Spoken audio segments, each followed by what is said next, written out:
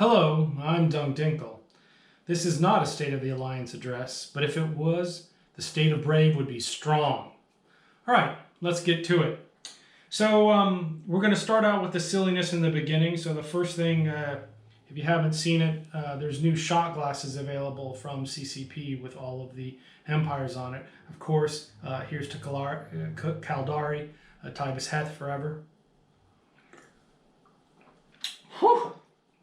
Okay, so getting started.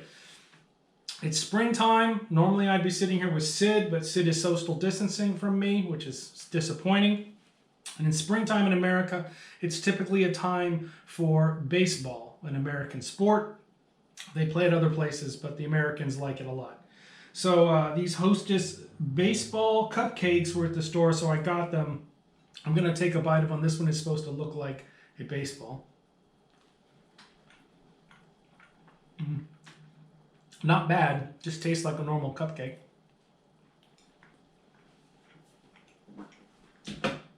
All right, normal cupcake. I'll still eat them all. It's not a big deal.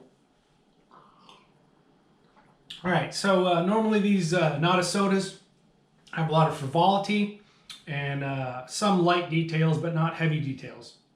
So people have asked for more details and greater transparency. So this is going to be a long not SOTA with a lot of details. If you're just watching it for the lulls, you can probably just fast forward to the end.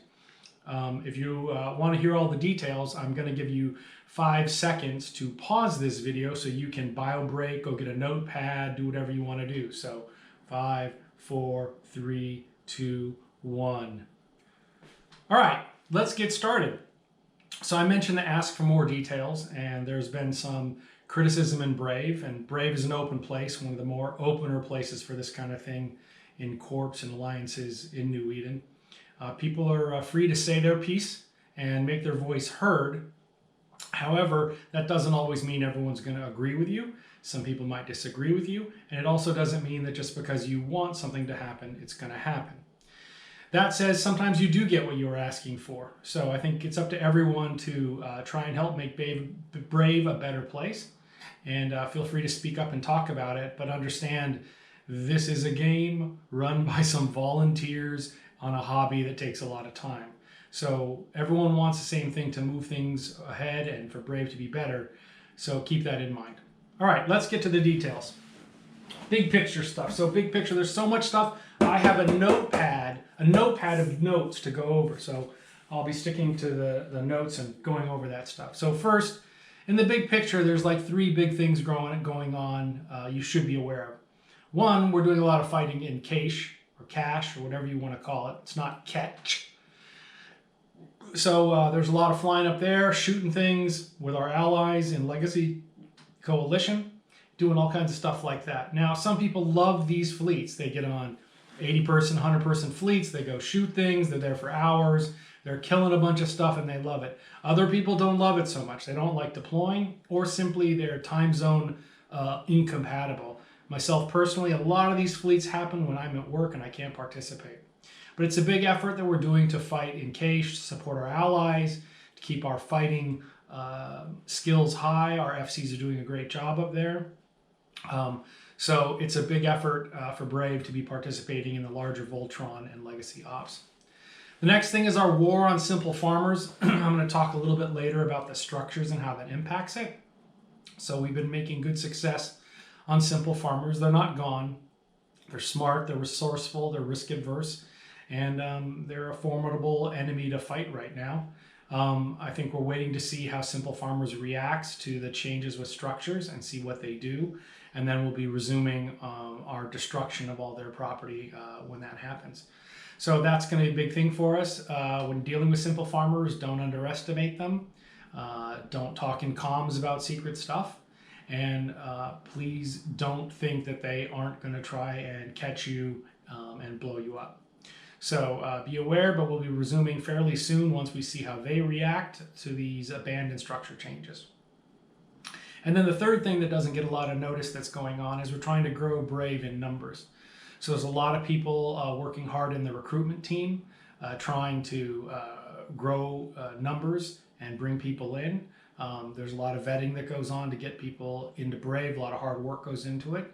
But our numbers continue to increase week after week as people want to come be a part of us.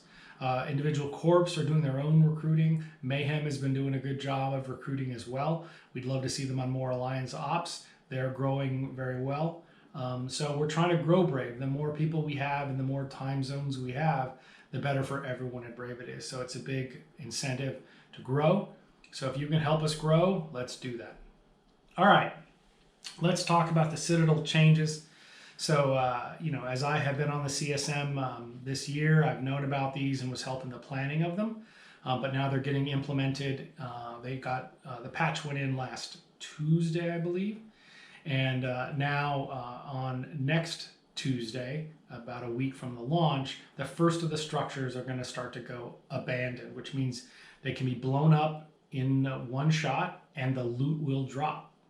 So in preparation for that, what Poss Boys, the people who handle a lot of these structures, has done is we've been getting rid of redundant citadels, moving them, unanchoring Raitarus, placing Astrahuses, and doing a bunch of stuff to get prepared so that none of the Brave structures are going to get blown up, and ideally giving people a chance to get their assets moved out of them and into another location. Now, I don't believe that in any system that we had a structure, we're leaving it without a structure. So if some of your assets do go to asset safety, you will be able to put them in another Brave structure, and hopefully they don't go to a low-sec asset safety location.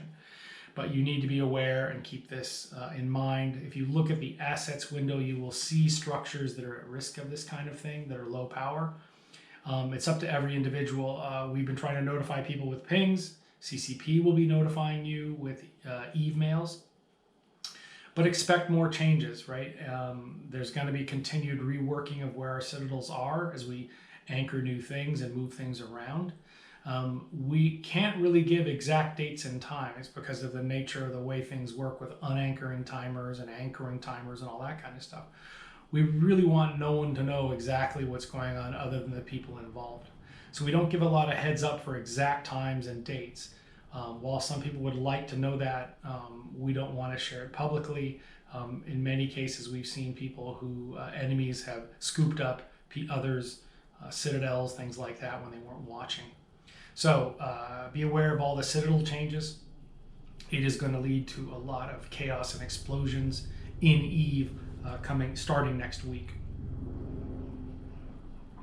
All right, speaking of chaos, I want to make sure you're all aware of something called the Alpha Army. So Jinx has been running this Alpha Army, which is basically you make an account, you put an Alpha character on it, you train it up to some very minimal skills, and you can participate in these ops. A lot of them are in high-sec or in other locations in which we're working off of small doctrines, not a lot of money, but basically can bring a lot of resources. You don't have to have a lot of commitment to it.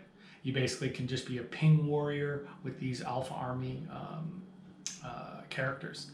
So go to the wiki, you can see how to get involved. There's a lot of things coming up for them with the structures. The high-sec structure bashes are coming next week. There's been a lot of abandoned citadels that have been identified up in high-sec in various places, and they've been tagged. You may have seen some war declarations go out. That's to make sure that both the Alpha Army people and Brave Collective people can be involved in blowing these things up. So there's probably going to be a bunch of fleets and a bunch of bashes that go on to kill these abandoned structures and hopefully find a bunch of loot. So we have no idea what's inside some of these things, but it could be great, it could be terrible, we don't know, but we're going to try and go get some of those loot pinatas. So try to participate in that. There could be some good money in it, some fun. I think next week will be a week of chaos across New Eden, and Brave will do its part to help create that chaos. All right, I'm gonna take another bite of this chocolate here to give myself a break for a second. I hope I don't eat the whole box of cupcakes without Sid being here. All right, continuing on. ISK making. So CCP has continued to making ISK harder. A lot of changes to mining, changes to the way super capitals work. Lots of changes continue, all with the very open goal of reducing the amount of ISK that people can make in a simple fashion. So this isn't great for a lot of people who don't have a lot of time to play. So what we've been doing is running a lot of ADM fleets, which aren't great money, but they're more safer than some things. So ADM fleets that do some ratting and mining in the simple farmer systems, where they use, where they like to operate. So you can go on those to help make some money. There are alliance moons that open up that make good money if you want to mine those. There are a lot of private moons that people will open up for mining as well. Exploration is always good. And if you have concerns about how to make money, bring it up in the Slack or talk in comms. People will have ideas and ways to do it. But I want to acknowledge it's getting tougher to make ISK. It's no longer you get yourself into a Rorg, you mine for an hour, and you're set for a week. It's just not the way that CCP is taking the game. So if you're having trouble making ISK, talk about it, bring it up, and we'll see what we can do to help you. All right. There was a military update. Shattered put out a military update. Now I read it, I was a little confused, so I had to make this handy dandy chart here. Hopefully this shows up, right? So, oh, that's the wrong piece of paper. I'll get to that one. This is the one. This is the offensive doctrine piece of paper. So hopefully you can see this. Basically what you have is the three staging locations for us: GE, ZXIC, and PZMA.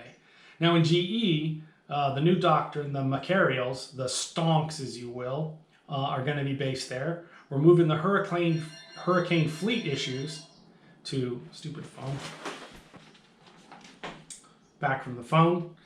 In GE, the Macarials, and then we're moving the hurricane fleet issues from mainly being based out of ZXIC to basing them out of GE. Now the Caracals, I'm saying always have the Caracals in GE. It's not official doctrine, but I'm saying it should be. I don't care what Shattered says. Caracals are one of the most useful ships you can have for quick response, kitchen sink, instant defense. Have a Caracal fitted up. It's not that hard to train. It's like Caldari Cruiser 1 is all you need and a few skills, and you can be effective. So keep your Caracals in GE. In ZXIC, where we support Voltron and Legacy, the new doctrine is the Eagle. So those will be coming online. You'll see the calls for them. The market is getting set up for them. Munins continue to be a mainstay of what we do there. Jackdaws are a quick response. They're not that expensive. You can have those in ZXIC. And then the Feryx is more of a bashing or some things. They're not that expensive either. Those are the things in ZXIC. And then PZMA, a very different doctrine set. We have the Dominixes there, which are kind of the anti-gank fleet doctrine we use. It's just been announced that Gilas, and that's the correct pronunciation because it's named after a lizard that's known as a Gila. So the Gilas are going to be out of PZMA, and then again, Jackdaws, a very powerful doctrine for catching bad guys as they pass through. So here's this list of the mainline DPS doctrines.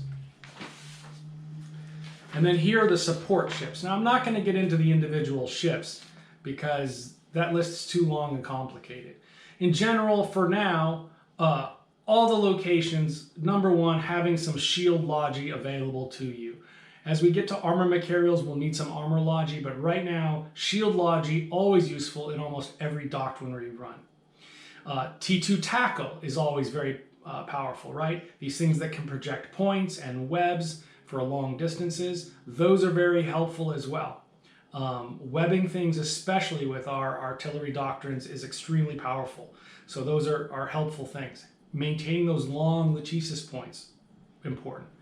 Interdictors, in every location, interdictors are important, right? For catching and holding on to people. So if you can fly them, interdictors are pretty much disposable. They'll be SRP'd. Heavy interdictors, you can use them if you want. They're a lot more expensive and a heavier commitment. They operate differently. You really need some interdictor experience before you fly those. They're helpful, but I'd rather you have 3 Sabres or 3 Flycatchers than 1 Hictor in general fleet combat. If you can fly Hictors, have them ready for Supers and Titans that may come into our space. And then in the various locations, GE starting to have some armorology and get that training in place is going to be important as we roll out an armor doctrine. And ZXIC, links is always important. If you can fly link ships, it's going to be helpful as we go on very detailed doctrine strict fleets. And then in PZMA, E-War helps a lot. So again, E-War that does tracking disruption, painting, ECM, all of that kind of stuff that can detract or disable the attackers when they're coming after some of our stuff in Impasse. Very helpful. All right, so hopefully these simplified sheets help a little bit. I feel like this is going on a very long time. I'm going to check my clipboard here. Ah, yes, capitals and supers. See right here, capitals and supers. So there's been some discussion recently about capitals and supers and what people should be doing about this. I know everyone wants a gigantic, titanic X-47 ULAX type capital battle. They don't happen very often. Again, you've heard me say before, and I think that you should take it as the gospel, that the most effective capital you can train into and be ready for in Brave right now is a dreadnought, is an anti-cap dreadnought. If we have the ability to field 40 or 50 anti-cap dreads at any moment of the day or night, it's a powerful, powerful killing machine. Just the other night, they caught a super, an enemy super nearby, and 10 dreads killed it. It was a good win, a good victory for us. So if you're going to train into capitals, I suggest you go with a dreadnought first. You don't have to have perfect skills. You don't have to be T2 everything. But if you can fly a bomb dreadnought, you're supporting both Braves defense and offense and the wider Legacy and Voltron defenses. Because often that's what we need on standby is 50, 100 bomb dreads ready to go mete out some pain to people. You can move on to carriers. Carriers are effective with structure bashes. They're good anti-subcap ships. They're definitely very helpful in learning how to use fighters. You can use them for ratting. They're not that expensive if you get caught with them. Force auxiliary, also important to what we do. You have to have the right mindset and want to do that. You don't get called out super often to do that, but definitely it's something we want people on.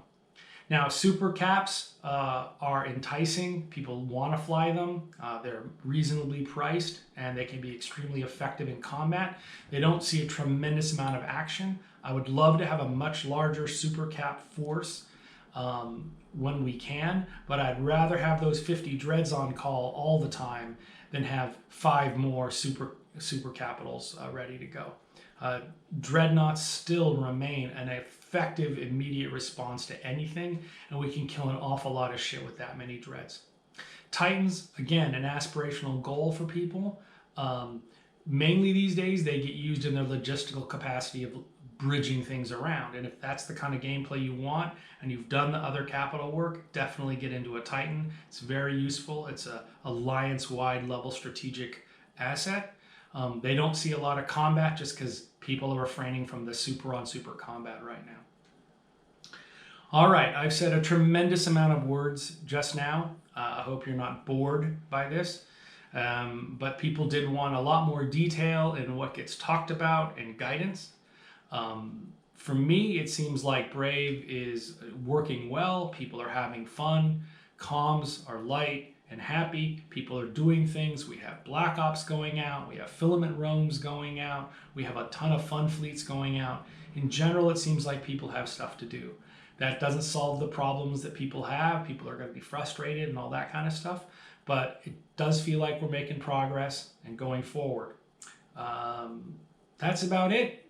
If you have questions, let me know. I've tried to be detailed and open about what's going on here. But my list of things to talk about is done. So, for now, I will say to you, stay classy, have fun, be brave.